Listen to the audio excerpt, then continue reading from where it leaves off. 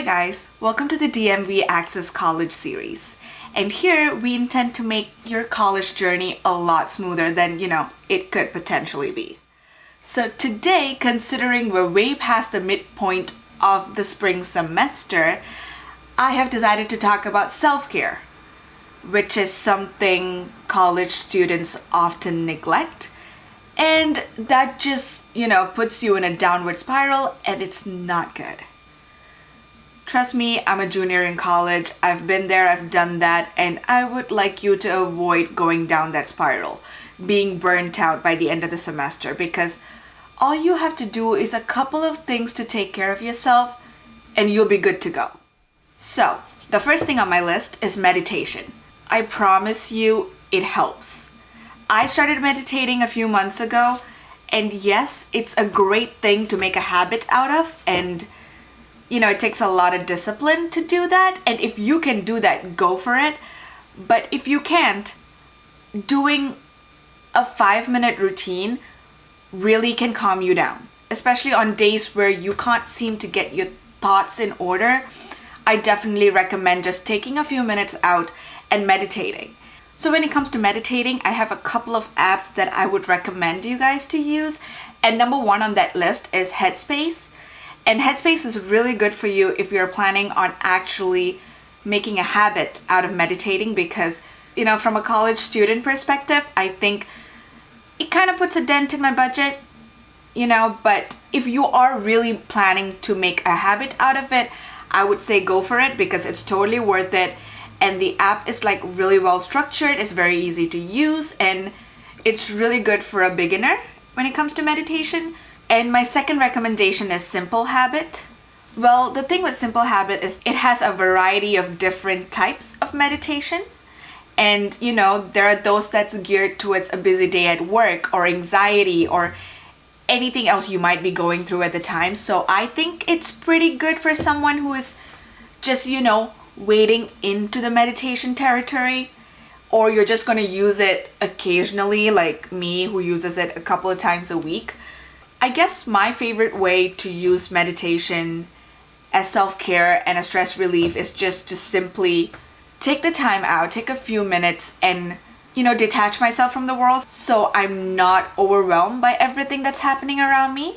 And that is how meditation helps me personally. For a lot of people, it's the discipline and it's the whole teaching yourself how to, take things one step at a time. I'm pretty sure there are a lot of people like me out there who do not have the patience to do it all the time.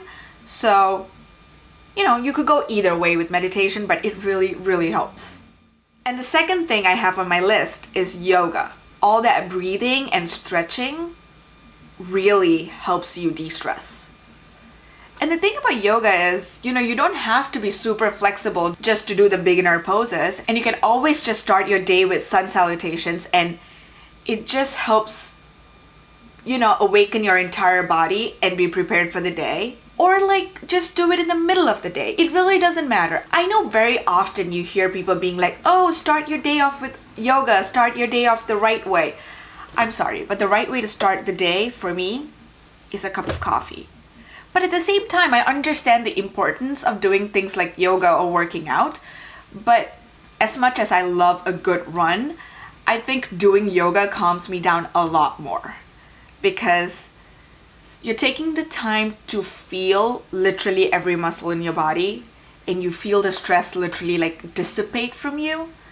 I guess that's how you're supposed to feel when you're doing yoga, right? Trust me, it took me years to get there, but with practice, you can get there too. All that stretching and breathing and actually feeling your body, you get out of your head for a bit, and it's pretty great. And I don't know, I think yoga is a great way to start the day if I have an exam that day, because I feel like I'm truly awakened in a way that caffeine can't do it right. So give it a shot. It might really help you. And the third thing I have on my list might sound weird in a way. I think one of the most important things to take care of yourself in college is to hang out with friends. By friends, I don't mean the cool people you want to hang out with, or the people who are clinging on to you. Friends whom you can be yourself around. And by hang out, I don't mean going to a party on a Saturday night or going to the movies. I mean just sitting around talking and having fun. Maybe playing a stupid game, just literally working through your issues with your friends. I know we probably do it, but none of us actually consciously, make the effort to hang out with our friends unless it's like making plans to go to a party or go to the movies or go out. Like, I honestly think you should sit in a place where, you're comfortable, maybe your dorm room or your apartment or wherever you live. Sit around some snacks and talk and hang out and chill, because it's nice to be surrounded by people that care about you and that, and people that you care about in return. I feel like more often than not in college, we force ourselves to do things because we think we should be doing things. Like, we go to meetings, we attend events, we go to parties, we do 100 million different things because we should be doing those things, but we never do things that we want to do. So we should just really open up that possibility and let ourselves do what we really, really want to do. And yes, hanging out with your friends can be at the top of that list, and it's a great thing to do. We all have the fear of missing out on things in college, but trust me, this party that you're gonna miss tonight is gonna be just the same as the party you went to last weekend. There is not much difference, maybe a couple of new faces, but if you got invited to the party, honestly, a number of people there, and it's not gonna be a whole new experience. Why not just take a day off and rest and do something you actually enjoy and hang out with people that you truly connect with? The fourth thing on my list is actually coloring, which, if I remember correctly, was really, really popular my freshman year. Everyone had a coloring book and they made coloring books of all sorts. I remember one of my friends who had a Shakespeare coloring book. Each piece was like a scene from a play. It was interesting. And I got myself one of the floral ones. And yes, it may sound dumb to color. It is just such a mindless activity that it's honestly good for you to like stop thinking about a bunch of, rules and requirements for like homework that you have to do or something you're participating in. This will just let you be free and be yourself and color however you want, because you don't really have anyone else to please. Or like in my case, I enjoy painting a little more than coloring. I hate the sound of the pen against the paper. Like, don't judge me, but I like painting and it just helps take me out of the real world for a bit, and it's a great feeling. Although it doesn't sound like something that would help you feel better, it works in ways that you don't really see the results, but at the end of the day, when you create the habit of doing little things like this for yourself, in the long run, it keeps you sane. In the long run, you'll be so thankful you started coloring, as bad as it is.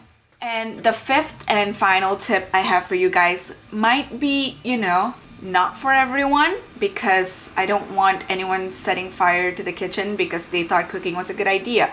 But I think cooking is a good idea because just like everything else I've mentioned, cooking forces you to focus on something that you're doing in the moment.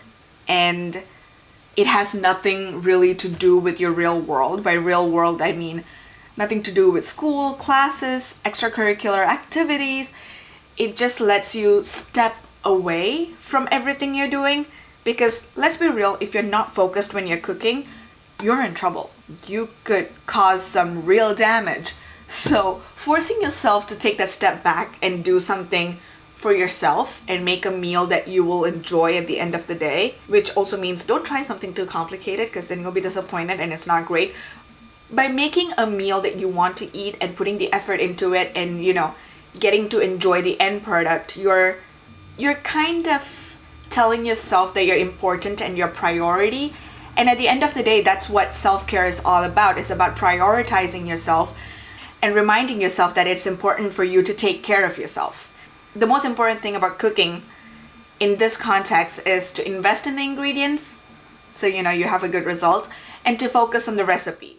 So thank you for watching this video, you guys, and if you haven't already, please click the subscribe button that is down below. It's a red button that says subscribe on it, and if you don't find it, comment down below. I'll send you a link.